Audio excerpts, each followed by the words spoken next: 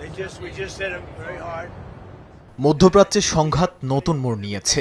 মার্কিন president Donald ট্রাম্পের ঘোষণার পর মঙ্গলবার থেকে ইরানের বন্দর ও উপকূলীয় এলাকায় আবারও নৌ অবরোধ কার্যকর করছে সেন্ট্রাল কমান্ড। মার্কিন বাহিনী জানিয়েছে ইরানি বন্দরগামী বা সেখান থেকে ছেড়ে আসা জাহাজে এই অবরোধ কার্যকর হবে। তবে মানবিক সহায়তাবাহী জাহাজ এবং ইরান ছাড়া অন্য গন্তব্যে যাওয়া বাণিজ্যিক জাহাজকে পরিদর্শনের পর চলাচলের সুযোগ দেওয়া হবে।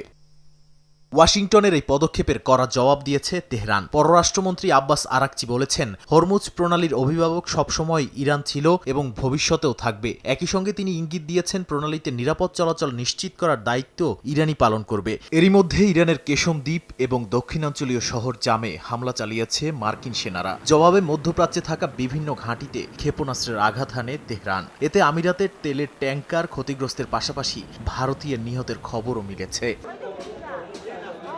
সামরিক সংঘাতের পাশাপাশি সামনে এসেছে নতুন এক গোয়েন্দা তৎপরতার তথ্য।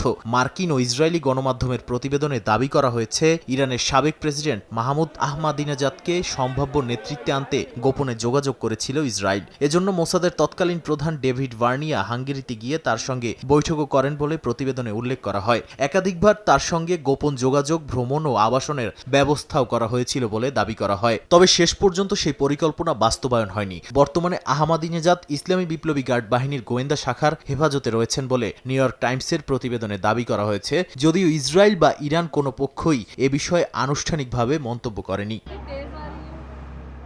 সংঘাতের সরাসরি প্রভাব পড়তে শুরু করেছে বৈশ্বিক জ্বালানি বাজারে। একদিনেই প্রায় 9% বেড়েছে ব্রেন্ট ক্রুডের দাম, যা প্রতি ব্যারেল $82.79 পৌঁছেছে। হরমুজ প্রণালী দিয়ে তেলবাহী জাহাজ চলাচলও 2 মাসের মধ্যে সর্বনিম্ন পর্যায়ে নেমে এসেছে। জাহাজ চলাচলে অনিশ্চয়তা বাড়ায় বিশ্ববাজারে জ্বালানি সরবরাহ ও মূল্যস্ফীতি নিয়ে নতুন করে উদ্বেগ তৈরি হয়েছে। নাদিম মারজান, সময় সংবাদ।